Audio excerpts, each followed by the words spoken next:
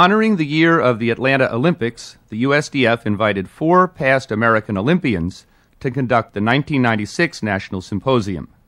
Throughout the sessions, Jessica Ronshausen, Hilda Gurney, Michael Poulin, and Robert Dover emphasized that no serious training can take place until the rider has developed a secure and independent seat. Here is Jessica Ronshausen. We're concerned with the line that starts from the shoulders, travels through the hip, and comes to the heel.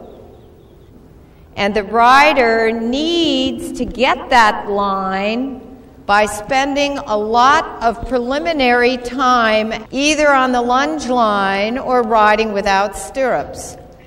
And probably riding without stirrups is the quickest way for a rider to get a really good seat and a very steady, good leg position. When I started riding, I started on the lunge line. And I stayed on the lunge line an awful long time. And I stayed on a lunge line with a German instructor who didn't allow me to have stirrups or reins. So then they incorporated vaulting into my daily schedule. And I was not allowed to touch reins or have my feet in stirrups for the first 2/3 of a year.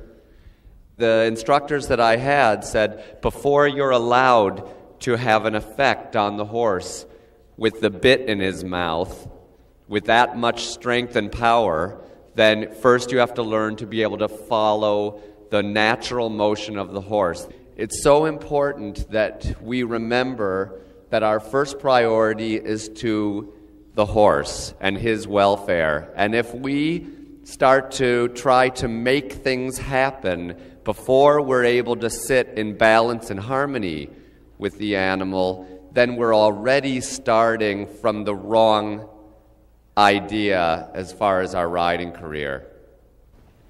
The other line that we are going to be concerned with will be the rider's elbow, wrist, and the horse's mouth.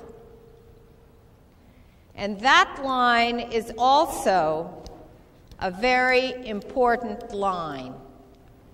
When you use your aids, you don't always have your hands in a perfect line. And surely when you take a half halt, or if a horse is diving in a downward transition, or if a horse is diving around the corner, you're going to have to adjust the horse.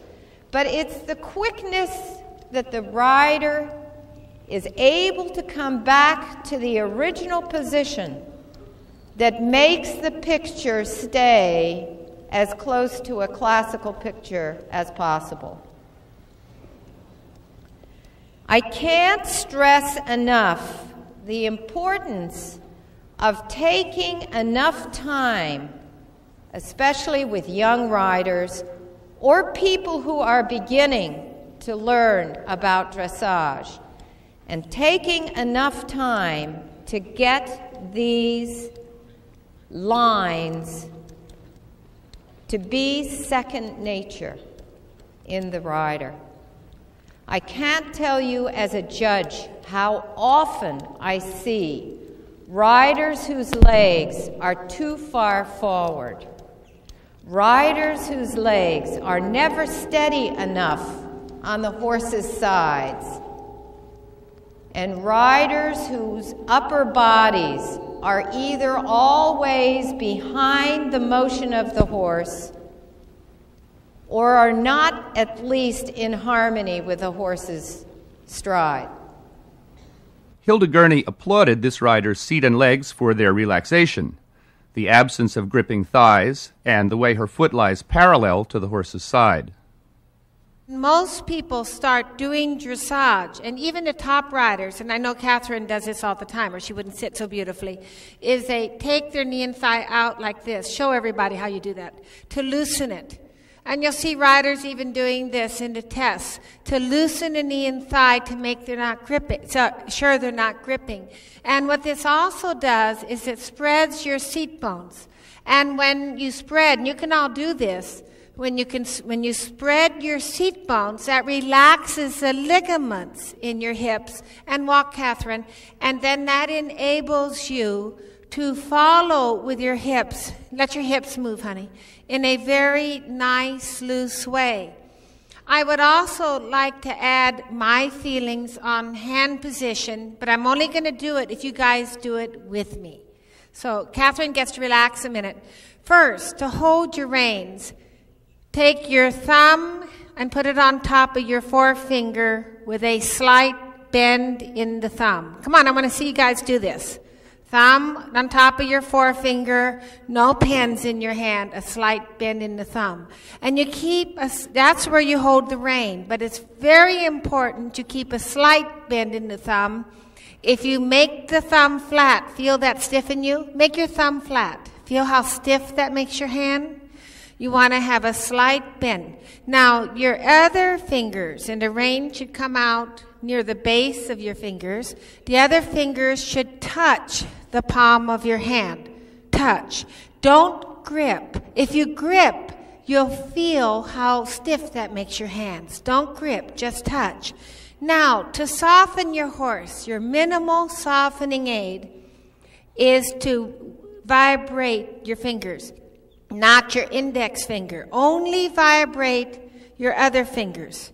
And by the way, we usually don't use the pinky because it just can't hold anything. If you pull on your pinky, take your other hand and pull on your pinky, and it can hold nothing. Pull on your ring finger, and it's very strong. So generally, when riders ride, they do not use their pinky because it doesn't have enough muscle connected in the forearm. There's no muscles in your hand anyway. They're in your forearm. So you leave the pinky out because it's just too weak. And so the minimal hand aid is to vibrate the other fingers. Then, if you need a little more softening hand, you vibrate your wrists. Not talking this. We're talking vibrate. Now try that. Vibrate your wrist and now, see how good you can get. Vibrate your wrist and vibrate your fingers. Okay? Then, at the walk and the canter, you also need to follow the horse's head. Horses can't help but nod their head at the walk and the canter. So at the walk and the canter, follow the horse's head. Come on, let's see you guys do that. I want to see these hands following. Now vibrate your fingers, vibrate your wrists, and keep following. And if you have to follow your horse's head at the trot, it's lame, so take it back to the barn. Okay?